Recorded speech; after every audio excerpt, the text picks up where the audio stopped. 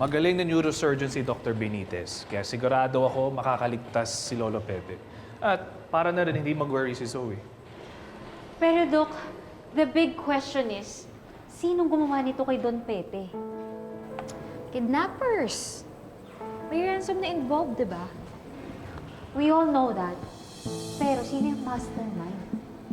Di ba nga, ang prime suspect si na Annalyn ay si Ma'am Moira? Tsaka si Zoe, di ba? Teka nga lang. Bakit parang si Zoe na naman yung nakikita niyo? Eh, sino bang gusto mong makita namin? Ikaw? Basta ako, I bet may kinalaman dito si Zoe.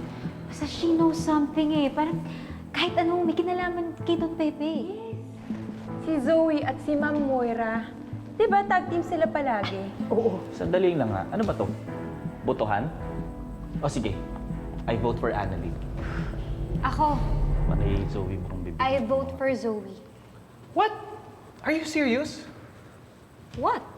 Hindi naman porkat kaibigan ko si Zoe, ay hindi ko na siya pwedeng pagbintangan. She's my friend. At sa tingin ko, meron siyang hindi sinasabi sa mga tao.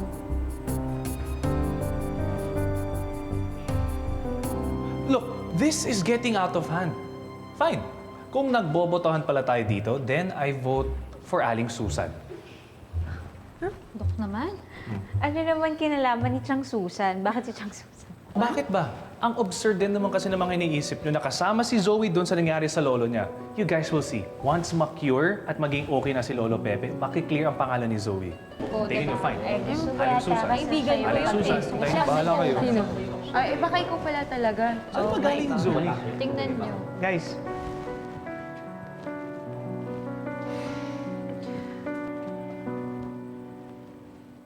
Sir Pepe suffered hypoxic ischemic encephalopathy after cardiac arrest.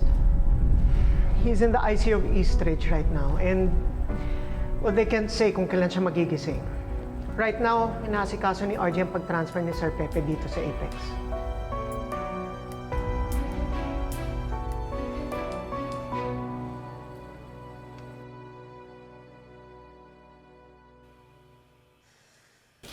Annalyn, anak, ano nangyari? Bakit ka umiiyak, ha? Aba, alam mo na si Zoe. Sinisisi na naman siya sa nangyari sa lolo nila.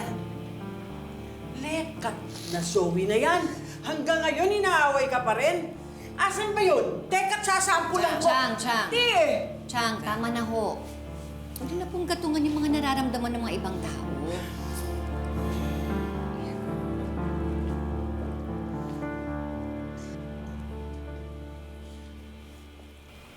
Anak, baka naman kasi naghahanap lang si Zoe ng masisisi dahil nga muntik na mamatay yung lolo ninyo. Di ba pwede naman yun? Oo naman, Lynette. Pwede yun. Lalayo pa ba naman tayo? Eh, di ba nga, na matay si Cromwell, napakahirap nun. Lahat kayo inaway ko. Lahat kayo sinisi ko. Pero buti na lang, bubuti kayong lahat. At tinanggap niyo pa rin ako sa buhay ninyo. At napatawad. Anak, intindihin mo na lang si Zoe, ha? Pero anak, wala kang kasalanan. Tama na yan. Huwag ka na umiyak.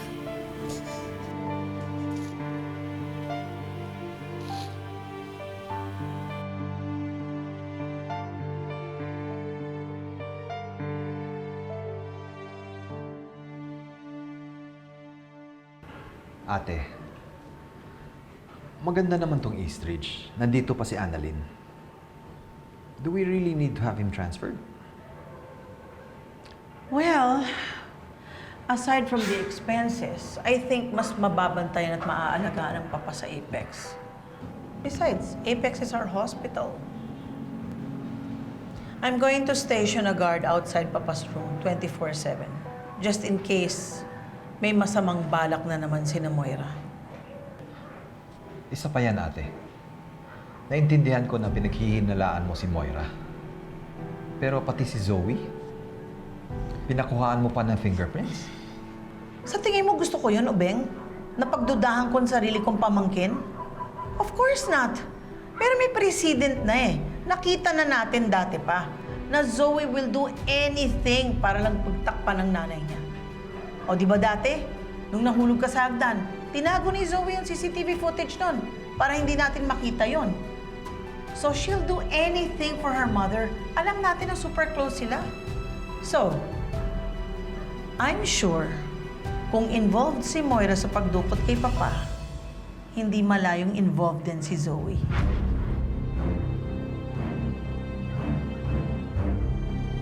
Mauna na nga ako. Maraming pa akong gagawin para kay Papa.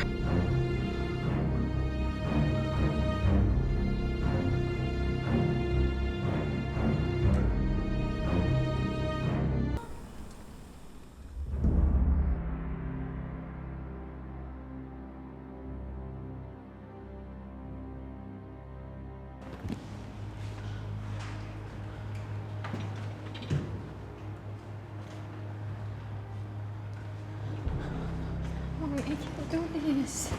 Zoe, hindi ka na pwedeng tumanggi. Besides, nagbigay na rin naman ako ng fingerprints ko eh. No, you don't understand. Yung mga gamit na nakuha nila kay Lolo Pepe, galing sa akin yun. So my fingerprints could be on them. Pati yung mga fingerprints nito, Carlos, kasi sa kanya galing yung mga gamit na yun. Damn it, Zoe. Why didn't you tell me any of this earlier? Wala na tayong magagawa, nandito na tayo sa presinto. Tao na Tanyag, excuse me po. Kukunan na po namin kayo ng fingerprints. Sumunod po kayo sa akin.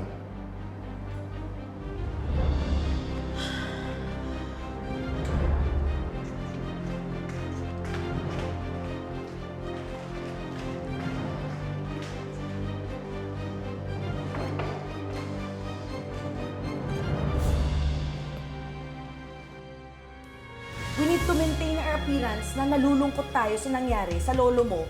Kaya, kailangan nating magpunta sa prayer vigil. Bakit pa talaga siya nag-cardiac arrest?